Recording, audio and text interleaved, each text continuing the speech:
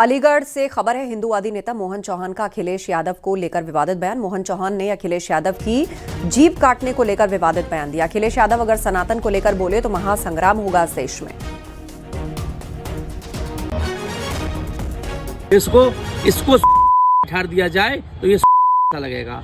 और ये बार बार हिंदुओं को कमजोर समझ रहा है, मुसलमानों को खुश करने के लिए बार बार इसके लोग विवादित बयान देते हैं। जब इसकी पत्नी के खिलाफ बयान दिया गया, जब ये चुप हो गया था। इसकी हिम्मत नहीं है कि किसी ये मौलवी या किसी मदरसे, किसी मस्जिद के खिलाफ बोल जाए। अब हिंदू जाग चुका है, हिंदू सक्रिय है, हिंदू डरता नहीं किसी से।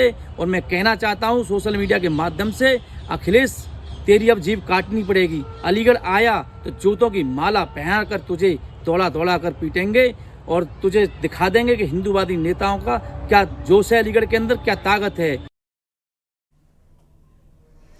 दिल्ली के इंदिरा गांधी इंटरनेशनल एयरपोर्ट पर कल शाम से ही बड़े टेक्निकल फॉल्ट से हड़कंप मचा है। एयर ट्रैफिक कंट्रोल को ऑटोमेटिक मैसेज स्विचिंग सिस्टम में आई खराबी से उड़ानों का संचालन बुरी तरह प्रभावित हुआ।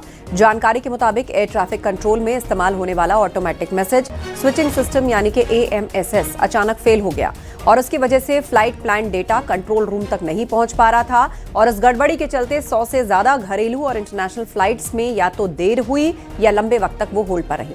बताया गया कि सिस्टम फेल होने से फ्लाइट प्लान का डेटा ATC को नहीं मिल रहा था। मैनुअल प्रोसेस से काम चलाया गया।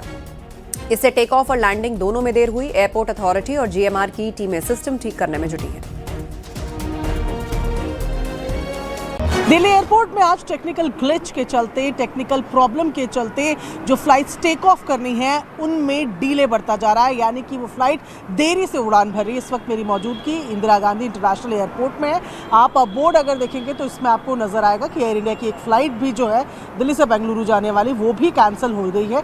इसके अलावा अगर बात करें तो इस वक्त जो जानकारी मिल रही है ऑन ग्राउंड जो तकरीबन 100 के लगभग फ्लाइट्स है जिन पर इसका असर पड़ा है। और AAI यानी कि एयरपोर्ट्स अथॉरिटी ऑफ इंडिया की तरफ से जो जानकारी दी गई है उसमें बताया गया है कि ऑटोमेटिक मैसेज स्विचिंग सिस्टम में कोई टेक्निकल इशू था जो कि ATC को सपोर्ट करता है, जिसके चक्कर में ये डीले हुए। अब इन जो फ्लाइट प्लान्स हैं उनको मैनुअली किया जा रहा है, जिसमें थोड़ा समय लगेगा और यही कारण है कि जो फ्लाइट के डीले हैं वो बढ़ रहे हैं। ऐसे में तमाम एयरलाइंस जो है वो सोशल मीडिया के साथ साथ पैसेंजर्स को ये जानकारी दे रही हैं कि अगर आज आपकी फ़्लाइट दिल्ली एयरपोर्ट से है तो ऐसे में आप अपनी एयरलाइन से बातचीत कर ही बाहर निकले कि कितना समय डीले में लगेगा।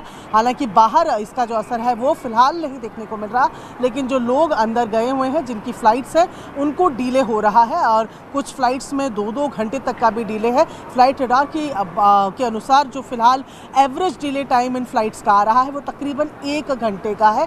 ऐसे में फिलहाल यही माना जा रहा है कि इन्हें अभी मैनुअली किया जा रहा है और ऑटोमेटिक सिस्टम जब लागू होगा तो उसके बाद थोड़ा और ज़्यादा सुधार देखा जा सकेगा। कैमरा पर्सन जयपाल रावत के साथ प्रियंका कांडपा, न्यूज़ 18 इंडिया दिल्ली।